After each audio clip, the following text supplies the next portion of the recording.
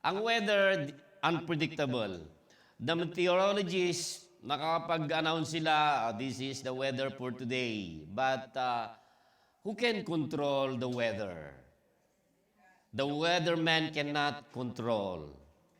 They can predict, but they cannot control. Only God can control the weather of your life. Amen? So sa panahon, umagang ito, ang Panginoon Diyos ay magpapakayag. Patuloy niya yung papahayag yung pagmamahal niya sa atin because this is the month of love. So lahat po ng ating pong serye ngayon ay pagmamahal. Amen? Can you feel the warmth and the love of God na even though na malamig ang panahon? Amen? Praise God. Purin po ang Panginoon. Okay, last time, ano po yung natin? Love must be genuine. Diba? Tama. Wag hindi, let love be without hypocrisy. But today, I want you na maramdaman niyo po ang pag-ibig ng Panginoon na patuloy. Mayroon pong kasabihan po dyan na nagsasabi, quotation, if I had to choose, sabi po dyan, between loving you and breathing, I would use my last breath to say, I love you. How sweet naman. Di ba? How sweet naman. Maka-sweet-sweet. At lalo sa mga magkasintahan o sa couples, paano naman yung wala? Amen? Pero huwag tayong mainggit. Huwag tayong mainggit. Okay? Mayroon po naman mga husbands or wife na malamig, tuod, o minsan, tuod talaga, walang pakiramdam. Nung nagliligawan, sweet-sweet, di ba? Pero nung magsama na wala nang gentleness.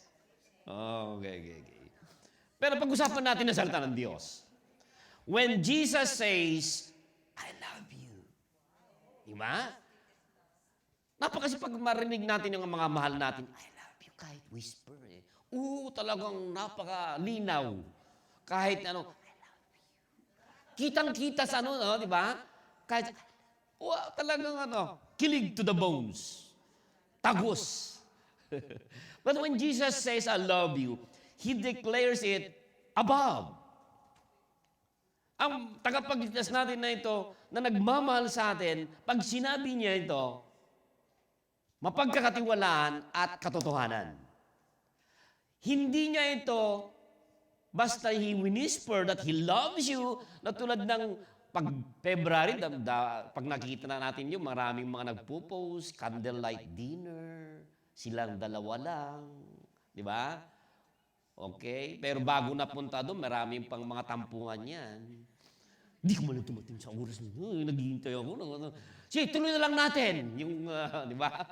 Mga madrama. But Jesus did not whisper, He loves you over a candlelit dinner. He did not send a card. Hindi na uso ang card ngayon. Nagsasend, but, or a flower. Di ba? Pag kayo po ay mayroong mahal sa buhay, di ba, may nagregalo po tayo ng mga bulaklak to show our affection. But Jesus, He did not do that. He did not write you a poem in the clouds para mabasa natin. Yung mga iba nga, di ba? Kala natin. But He came down to be crucified. And that is His expression. He says that He loves you as your sins, and as our sins, doon po niya pinako doon sa krus ng Kalbaryo. And through His hands, nandun po nabayubay doon sa krus ng Kalbaryo. He did not simply say that He loved you, but He died to display that He loved you so much in the most powerful, unimaginable, na hindi makayang ipaliwanag ng tao. But Romans 5 verse 8, God shows His love for us in that while we were still sinners na makasalanan, Christ died for you and me. Ganun po ang pagmamahal ng ating pong Panginoong Jesucristo. So, how can we know that Jesus really, really loves you so much? And how can we really believe yung pagmamahal na yun, na hindi tayo iiwanan, live like others who will abandon you? Many are abandoned already. At ito po yung mga resulta. Okay? Maybe your husband has abandoned you. Your friend abandoned you. How many years? But salamat sa ating Panginoong Jesucristo. Mayroon pong salita na ating pong pag-aaralan. Romans 8:28 hanggang 39. Sabi ng Apostol Pablo, and we know that in all things, God works for the good of those who love Him, who have been called according to His purpose. And for those God foreknew, He also predestined to be conformed in the likeness of His Son, that He might be the firstborn among the many brothers. And those He predestined, He also called. And those He called, He also justified. Kung ano yung mga tinawag, inari niyang ganap na parang walang kasalanan. Those He justified, He also glorified. Verse 31. What then shall we say in response to this? So, nagbibigay ng, tingnan niyo si Apostol Pablo pag sumusulat, tinatanong niya ang kanyang sarili, siya rin sumasagot. Parang lumalagay siya sa inyong mga sarili, sa ating mga sarili. Anong ibig natin, anong sabihin na? What shall we in response? For this, if God is for us, who can be against us? Sino ba? Then, verse 30, He who did not spare His own Son, but gave Him up for us all, how will He not also, along with Him, graciously give us all things, sa lahat ng bagay? Hindi niya kaya pagkakait niyon? Hindi, sabi niya. And verse 30, who will bring any charge against those whom God has chosen? Again, it is God who justifies. Verse 34, sino po? Who is he that condemns?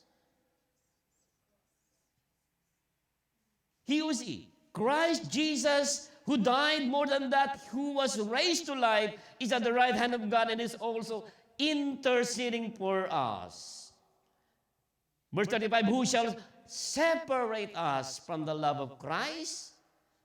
Shall trouble or hardship or persecution or famine or nakedness or danger or sword? Verse 36, as it is written from the book of Isaiah, Apostle Paul quoted this, for your sake we face death all day long. We are considered as a sheep to be slaughtered. Verse 37. No. In all these things we are more than conquerors through Him who loved us.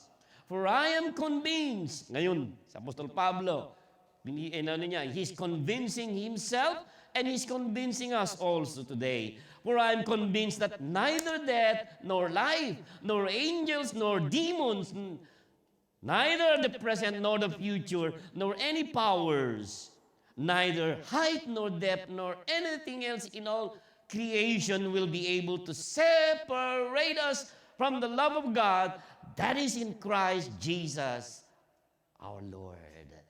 Nothing can separate us from the love of God. Amen? Ito ang pamagat ng ating pag-aaral. Hallelujah, palapakan natin ang Panginoon. Tayo po ay manalangin. Ama namin Diyos, salamat po again for your powerful word that nothing can separate us from your wonderful, abundant love, amazing love, great love toward us. Magpakayag kayo, Panginoong Diyos, sa umagang ito, sa mga salita, sa mga sinulat na Apostol Pablo, sa mga taga-Roma, and He's convincing each and every one this morning, and in the power of the Holy Spirit, by the anointing of the Holy Spirit, each and every one may receive Pagpalain mo, Panginoong Ama, na kahit ang mga makikinig po, Panginoon, ang pag-unawa, understanding, that they may know you were, that you are the Son of God, that you love us so much. Thank you, Jesus. Thank you, Jesus. Amen. Amen. Amen. Praise God. Okay? Napaka-powerful po itong sinulat na Apostol Pablo. Okay? That kapag narinig natin po yung salitang, I love you. Di ba? Kahit whisper ito, pero umaalingaw-ngaw sa ating pong pandinig. Amen? Marami po yung naiiyak, kinikilig, di ba? Natutuwa, okay? Hindi alam kung ano, tataranta. Okay? Because of that whisper, I love you so much. Wow! Ngayon po, dahil pamagat ng ating pong nothing can separate us from the love of Christ, balik po tayo sa Romans chapter 8 natin pong binasa. Verse 31, okay? Nagtanong po ask a question sa Apostol Pablo dito, makikita natin itong mga pribileyo ng mga tumanggap kay Kristo Jesus. Those who belong to Jesus Christ. Ito yung mga privilege. But ang tanong niya is, ito yung logic niya, if God is for us, who can be against us? Kung ang Panginoong Diyos ay nasa sa'yo, sino ba ang lalaban pa sa'yo? Eh, siya na nga yung lahat, di ba? Siya na mag-protect sa'yo. Okay? No one can be successfully against us, and not even the terrorists. Kasi ang Diyos ang mayroon, ang sumasayo.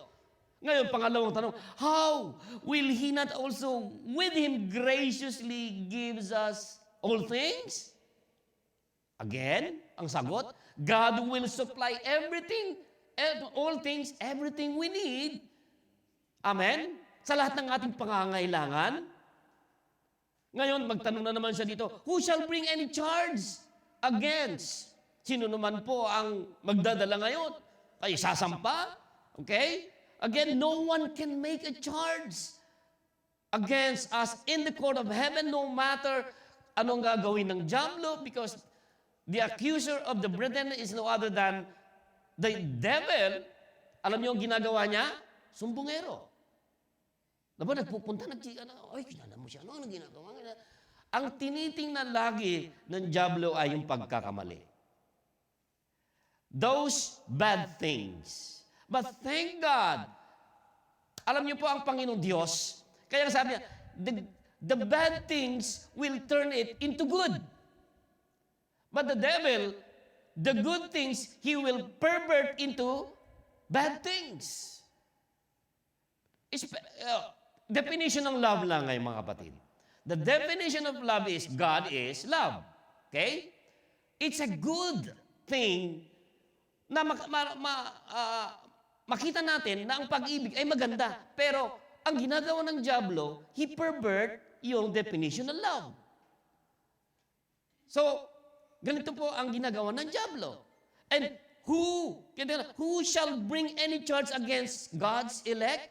Pupunta daw doon. Nalala niyo po si Job, nung nagkaroon po ng ng problema. Di ba? Nagkaroon siya ng sakit. Pumunta ang diablo doon sa... Nakita mo niyo yung servant mo, si Job? Okay? Accuser eh. Lagi ang tinitingnan yung pagkakamali. But ang tinitingnan naman ng Panginoon, no. He will turn those bad things into good. That's why, yung binasa natin kanina, di ba? Di ba?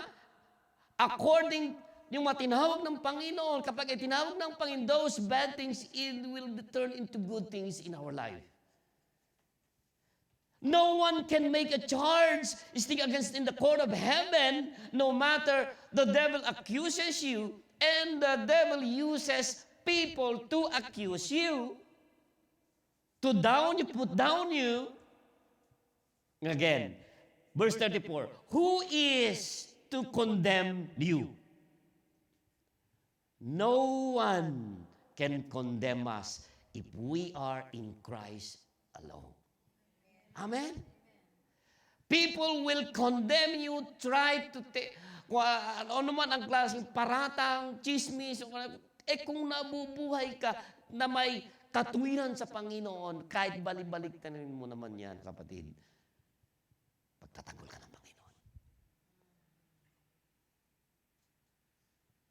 Who shall separate us from the love of Christ? Sa verse 35. Sinagot na naman, no one, nothing can separate us from the love of Christ. Kaya nga yan po ang pamagat ng ating pong pag-aaral. Sinabi ng Apostol Pablo, spell out the kinds of things that cannot separate us from the love of Christ. Ngayon, sinabi po dito sa ating binasa, shall tribulation, kahirapan ba? Ano bang tribulation po na naranasan niyo ngayon? Ano ba yung difficulties niyo? Hardship nyo, distress nyo, stress nyo. Kanino kayo na-stress? Sa tribulation or distress, sabi niyan, or persecution, or kagutuman man nito, nakedness. Ano bang sinabi? Pag nakedness, kasi salita na po na Apostol Pablo, doon sa panahunan nila, hinihiya sila doon po sa arena. Okay? Tinatanggal yung kanilang mga damit at talagang walang ginagawang kahiyan ang mga Kristiyano noon. Kaya nasabi niya, nor nakedness, or peril, or sword, kamatayan. Kapag sinabing sword, Kristiyano ko sa panahon nila, ang tawag doon, ang tinatanong sa inyo, Kristiyano ka? Kapag Kristiyano ka, pugot ang ulo. Yun ang tribulation noon. Hard, nga nila? Ngayon, kapatid, ano ba yung tribulation natin ngayon? Persecution natin? Pupunta ka sa church? Or Di ba? Yun ang tribulation natin eh. Okay? Malamig ngayon eh. Yun lang tribulation natin. Yun lang persecution natin. Naku, wala akong pandensya. Pero pag mag-shopping, may pandensya. Pero pag sa trabaho, kahit anong gagawin, papasok at papasok. Yun ang tribulation natin. Di ba? Walang pangkain. The reason Apostle Pablo chose to mention so many terrible things is to make sure na mauunawa natin, he was not saying dito mga kapatid, well, there are some things na horrible that they really could separate us from the love of Christ, pero hindi ito mga kapatid. Sabi niya, nothing can separate us from the love of Christ.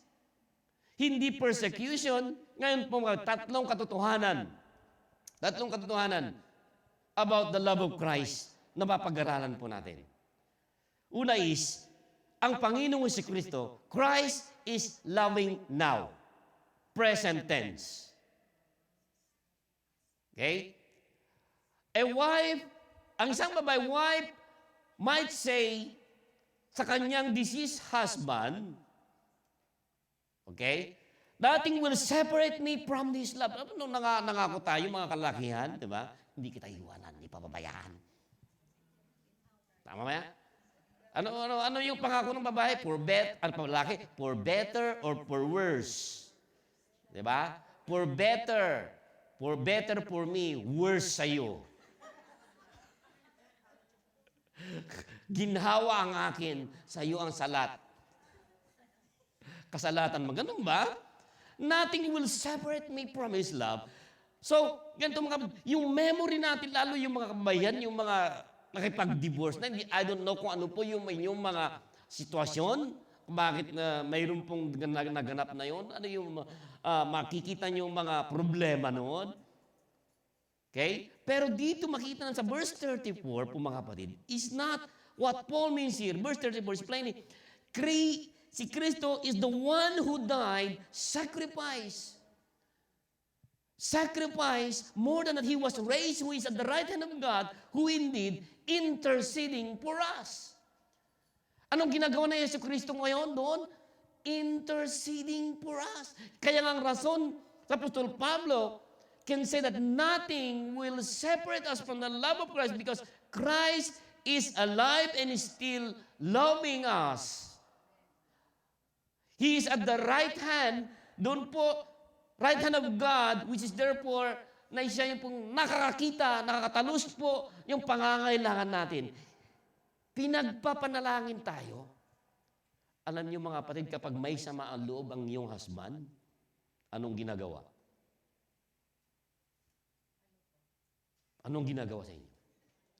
O mga kalakihan naman, kapag, baliktad natin ang mga sitwasyon. Yung mga asawang babae, kapag sila yung ano naman mga husbands? Konti lang. He is at the right hand of God and is therefore ruling for us. He is interceding for us, which means He is seeing to it na yung tinapos ng Panginoon sa Kristo doon sa krus ng Kalbaryo, the finished work of redemption, thus, in fact, save us and an hour by hour and bring us into an eternal joy. Panghabang buhay po yung kagalakan na yon. Happiness is different from joy. Yung happiness parang pandalian lang, but joy, mga kapatid, ba ito? Maaring yung memory mo, mga kapatid, yung dahil nangyari o ano man nangyari naganap sa buhay po natin, dahil ko alam kung anong mga kaganapan, anong mga reason, nararamdaman natin, yung memory doon, naibabalik-balik from the back of our memory, kahit 20 years na, 30 years na, nandun po yung pain. But remember, the love of Christ. Now, He saves you. He will change that love inside your heart. Yung memory yun, gusto niyang alisin yun. That's why the Word of God is going to cleanse our filthy memories. And He will change it into good. Amen?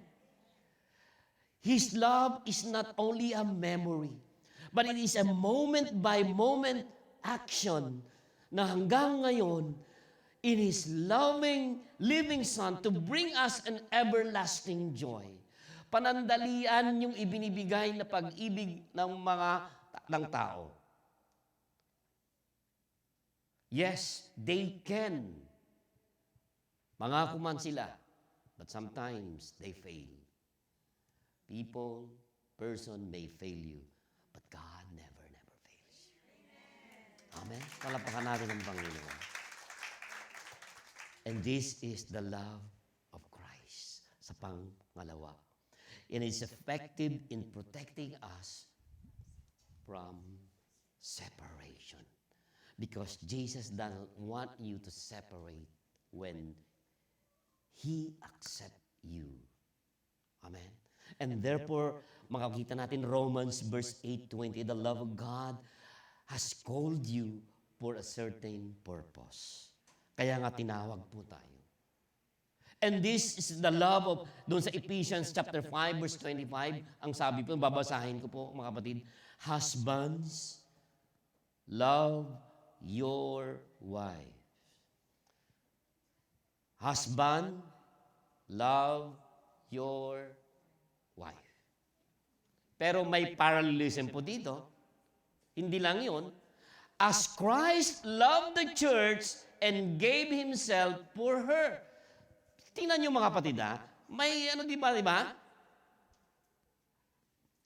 In example po mga kapatid, na ang Panginoon sa Kristo, mahal na mahal niya yung church, just like the bride. And it is Christ's love for the church, yung church, ito po yung kanyang bride. So Christ has love. So ngayon, mahal naman niya tayo. Christ has a love for lahat po tayo. And He has a special, saving, persevering love for His bride. Tayo po yun. Okay? You know you are a part of that bride. You church. You belong to the church. You must belong to a church. And you must commit yourself to a certain local church. Amen? If you trust in Christ Jesus alone, so that you will, at maramdaman mo yung pag-ibig ng Panginoon. Effective protecting you from separation. Okay? Anyone, no exception, anyone who trusts Christ can say, I am a part of the bride. The church. He's called, kaya tinawag, chosen one, the church, the ecclesia, the separated. He put you into a church.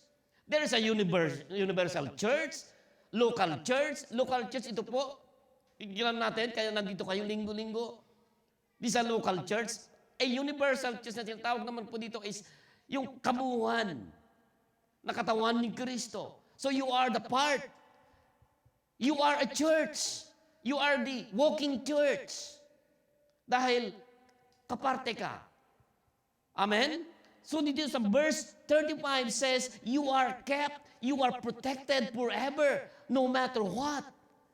Kasi kailangan mo na maprotektahan ka din. Amen? Kaya kung minsan, kapag dumalo ka po sa isang iglesia, commit yourself, you need protection to. Kaya nga, panalangin, pinagpapanalangin ka kapag mayroon kang sakit. Di ba, tumawag kayo sa mga, sa mga nungumuno sa iglesia para ipagpanalangin kayo pag may mga stress. Amen? Effective protective, maprotektahan po tayo. Kailangan po natin. So that you cannot be separated. That's why, kapag humihiwalay ka na naman po sa landas at nawawala kayo, makulit ang pag-ibig ng Panginoon. Amen? Yung bang, ay, naku, si sister, nandiyan pala. Daming lugar na, dito pa kami nagkita ng kabanggaan. Di ba? Nagtatago ka ngayon. Kahit kung saan ka magtago, doon na naman dumaan. Doon pa ka, di ba yung pagkakataon? Amen? Tapos, iniwas-iwasan mo na kapatid mo sa Panginoon, makikita din kayo sa langit. Amen? Bakit nag-iiwasan po tayo kung kayo ay magkakapatid na sa Panginoon? Huwag na kayo mag-iiwas-iwasan. Bakit? Dahil may kasalanan. Guilty conscience. But God doesn't want you to separate from the church, but He wants you to enjoy this everlasting joy. Amen? He doesn't want you to be separated. That's why God hates divorce. Doon pa lang sa lumang tipan, I don't want divorce, sabi nga niya. But because, dito sa bagong tipan, because of your hard-headedness, mayroon kayong personal preference dahil gusto nyo yun, mas pogi siya kasi mas maganda kasi siya Nagkakaroon ng infidelity. Hindi si Brother Fidel, Amen? Because of your hard-headedness, pinayagan sila, sige. But there is consequence ng mga divorce. Anong consequence? Siyempre, ang consequence una, ay mag-isa ka. Mag-isa ka na ngayon, tama? But hindi naman ito ang pag-usapan natin mga kapatid, divorce, but God wants to be with you forever and ever because He doesn't want to separate. Sa pangatlo po mga kapatid. And this omnipotent, effective, dahil pinoprotektahan tayo sa takilang pag-ibig niya ito, love does not spare us from calamities in this life, but brings us safe to everlasting joy with God.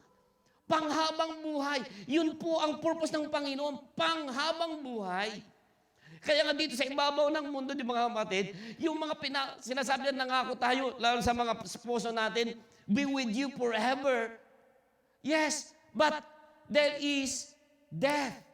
Hanggang kamatayan lang. But for God, even after this death of this body, He wants to be with you. Kaya nga, eternal life. Our body may decay, yung ating breath will last. But in the second life, you will be with God. Everlasting life. Everlasting joy. Amen? So it brings us.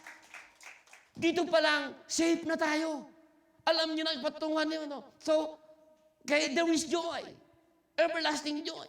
So, sinabi na Apostol Paulo, he makes it clear in verse 35, who shall separate me from the love of Christ? Sino ba makapaghihiwalay ngayon? Shall tribulation? Any pressure man ito? Or problema? Ano bang problema na mayroon kayo ngayon mga kapatid? Napakalaking problema na nangyari sa buhay ko. Ngayon lang ito. Yes, paiba-iba. Another stage the level of your faith. Kung hindi kayo nakapasa sa grade 1 hanggang grade 1 graduation lang kayo. Amen? Repeater. Kaya nga yung level ng faith natin. Amen? Shall tribulation, pressure, trouble, distress, or any difficulty o crisis. Ano bang crisis nyo ngayon? Hindi ko alam kung ano mga santa yung mga crisis nito. Na pinagdadaanan natin. Sabi nga dito, no one can separate difficulty, crisis man ito, persecution, or any opposition or ridicule na pangungutya, pangmamanli dahil na kay Kristo Jesus na kayo. O danger man ito, or takot man ito, o sword, sabi nga dito, or any injury, violence, or death man ito. No one, sabi niya, shall any of this that separate you from the love of Christ? Malinaw yung sinabi ni Apostol Pablo sa verse 37. But in all these things, verse 37, but in all these things, we overwhelmingly conquer. Amen? Conquer through Him. Sino yung nagmamahal sa atin? Si Kristo. Mapagtatagumpayan natin ang lahat ng pagsubok dahil may nagmamahal sa akin. Amen? Kung hindi ko man maramdaman yung pagmamahal ni brother, ni sister, o yung husband mo, o yung wife mo, hindi maramdaman. Mga kapatid, damhin mo ngayon yung init ng pagmamahal ni Kristo Jesus ngayon. Mapagtatagumpayan mo na yon, yung problema mong yan. May problema ka sa iyong kapatid sa Panginoon, conquer that through Christ in alone. Amen. No one. But someone might say, oh, what it means is to God that will not let this thing happen to me. Kasi yun ang gusto mo. Mayroon kang sarili. Two things that prove this not case, mga kapatid. One is the reference to death in verse 38. Neither death nor life will be able to separate us from the love of God in Christ. Yung esposo mo, mga kapatid, mamamatay man, may hangganan man yan. But that will happen to us, each and every one of us. We don't know the times that is appointed for us. Hebrews, in the book of Hebrews, sa takdang panahon, may itinakda ng Panginoon bawat isa sa atin. May nauuna, may nahuhuli. Ayaw ko pang mauna. That, of course, in verse 35, there is a sword. Alam niyo mga, if God will go to spare you because He has a purpose for you, bakit narito pa tayo na humihinga? Because God has called you and has a purpose for your life. Kaya yung mga dumaan dun po sa pagsubok sa panahunan ng Roman Empire, Panginoon ang kumikilos. He did not hindi niya hinayaan na nangyari ngayon. Ito ngayon po mga kapatid, ito po yung resulta, naging lumawak ang Kristyanismo. Amen? Because of the love of Christ, which means even if we are killed, even if our body will be killed, we are not separated from the love of Christ. After this life, we are in Christ. Kaya nga sinabi na Apostol Pablo na naman mga kapatid, di ba? Kay kamatayan man, kasalatan man, o ano man po mga kapatid, kapag na kay Kristo ako, wala tayong pangamba. Amen? So sa verse 36, kinote niya ngayon ito. Kinote niya sa verse 36 from the book of Isaiah, for your sake, we are being killed all day long. We are regarded as sheep to be slaughtered. But this means that martyrdom is normal Christianity nung kapanahunan ni Apostol Pablo. Nagaganap ito sa kanila noon. Pero ngayon, hindi. Tama mga kapatid, we are enjoying. Lalo dito sa Japan, hindi na masyadong persecution ng Kristyanismo. Okay? Sino ang nagpe-persecute sa atin ngayon? Wala, tama? Pero maliliit na persecution lang. Sa trabaho, anong maliliit na persecution? Bala ang persecution natin, yung pusa lang o yung aso, nakita natin, tahol-tahol. Dahil kayo nagbabalita ng magandang balita. Amen? So makikita natin mga kapatid. So the sum of the matter in the verse 5, verse 35 pala, Jesus Christ is mightily loving His people with an omnipotent, moment by moment, na pag-ibig niya na hindi nagbabago po mga kapatid. Malamig man ang panahon, mainit man ang panahon, 4 seasons man yan, ang Panginoon kontrolado niya ang seasons. Hallelujah. Kaya damhin natin po mga kapatid, yung init ng pagmamahal ng Panginoon. Hindi lamang month of February. Hallelujah. Ngayon po mga kapatid, where He proved His love. Saan niya ito po mga na pinatunayan? Jesus, sa mga babae, Jesus is not your ex-boyfriend. Sa mga dalaga na, nagdalaga uli. Jesus is not your ex-husband. He's not your absent mother, nor abusive father. Dahil mayroon kayong mga naranasan na mga abusive na mga tatay. Or He's not na parang Judas Iscariote. Alam niyo si Judas? Kilala niyo? Naging kaibigan ni Jesucristo pero may halik Judas. May mga halik, may beso-besong Judas. Alam natin, di ba? But Jesus, okay, Jesus is not like them, nor He's like us. He received the betrayal kiss. Tingnan niyo mga, di ba? He received the betrayal kiss of Judas. Our kiss. Tayo po yun. Minsan nagbebeso-beso tayo, pero sa likuran, we backbite. Pero siya pa rin ang pinako. Dapat ako nga ang ipapako. Dapat siya sana makuha magalit. Pero yung nagbe-betray, siya pa yung nakuha magalit.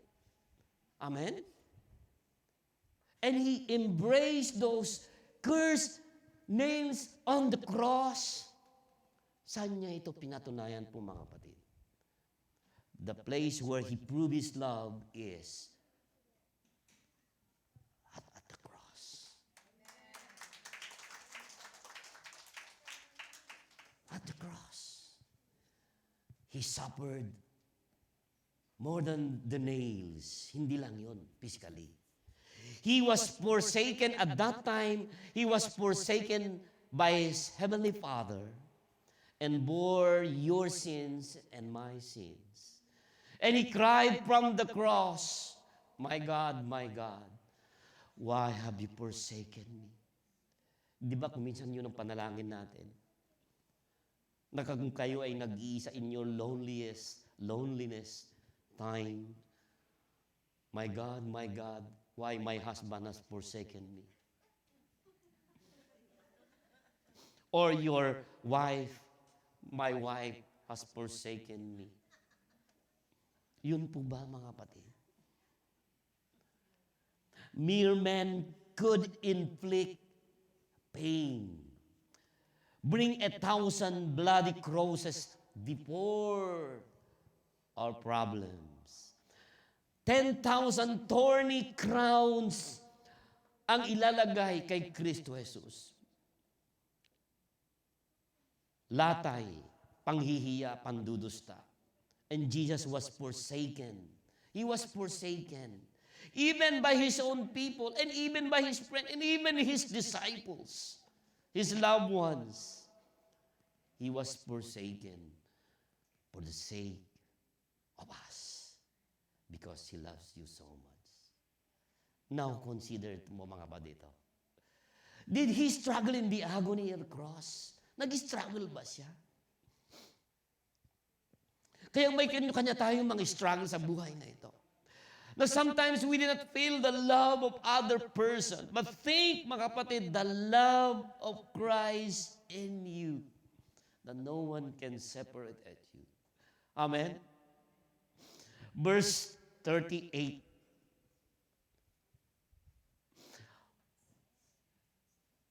Pero sugoy, oh. Sugoy. Because this is the one who is convincing you, the convincing power of the Holy Spirit in His Word. For I am convinced, He is convincing each and every one of us. And we're going to read, for I am, take it as a personal, I am convinced that neither death nor life, neither angels nor demons, nor their presence, nor the future, nor any powers, no sino man makapangyarihan na mga yan. Neither height nor depth, nor anything else in all creation will be able to separate us from the love of God that is in Christ Jesus. Palakpakan natin ang Panginoon. Jesus loves us so much. Oh, how He loves us so much. Tayo po ay tumayo lahat. And let us reflect this kind of love. That is, sometimes it's hard to understand. Because kasali ito yung suffering. We dishonor Him by looking at the cross and seeing an unfaithful human love. We see at the cross, but we see the unfaithfulness of our loved ones. Others may abandon you, but Jesus did not abandon you. Others may have broken promises, but God, Jesus, did not broke His promises. He loves you still much as of today. Others may expire this love, but in His death, He proved it. Mga kapatid, damin natin po yung dakilang pag-ibig ng Diyos. Warm yourself, yung naglalagablab, the flames of this kind of love. Agape love. Dakilang Diyos, kami po Panginoon ay dumudog sentro ng biyaya. Na maramdaman namin ang dakila mong pag-ibig every day, moment by moment. When we experiencing distress, difficulties in our life, maybe we will be abandoned, but you did not abandon us. Promises are broke, but you did not broken us. You did not fail us. You are faithful. You are there always and promising us to love us so that we may experience an everlasting joy. Thank you, Jesus. Dakilang Diyos, dakila ka. Ang pag-ibig mo, Panginoon, ay sumasa amin panghabang buhay. Maranasan namin po, Panginoon ang Ama, na hindi nyo kami iwanan ni pabayaan dahil tinawag nyo kami. Mayroon kayong layunin sa aming buhay. Kaya narinig namin, i-remind nyo na naman po, ang dakila mong pag-ibig sa oras na ito. Hallelujah. Purihin ka, O Panginoon. Dakila ka. Sinasamba ka namin. In Jesus' name. Amen, amen, amen, amen, amen. God bless you po, mga